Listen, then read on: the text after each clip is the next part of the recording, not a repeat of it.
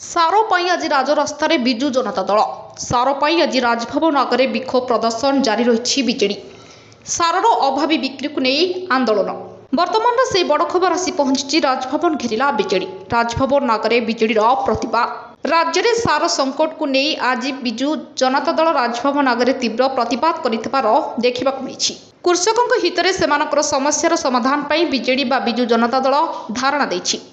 आपण देखिपुंट विजेडी सार समस्या को नहीं कृषक मानक राजभवन सम्मुख में प्रतिबाद जारी रखी आंदोलन में सुकिंदार पूर्वतन विधायक तथा मंत्री प्रीतिरंजन घड़ई सामिल अच्छा सहित विजु जनता दल बहु वरिष्ठ नेता और कर्मी माने सामिल अच्छा सार समस्यार समाधान नहेले आंदोलन आहरी तीव्र हेबो बोली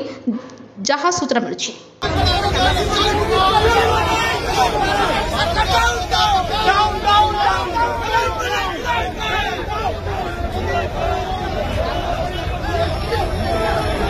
पितू भाई जिंदाबाद।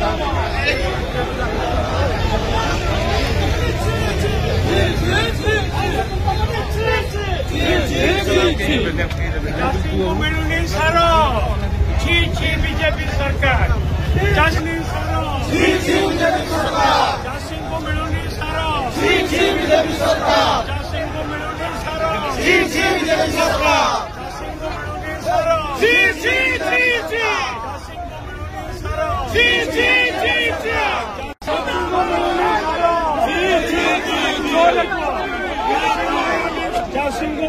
सारा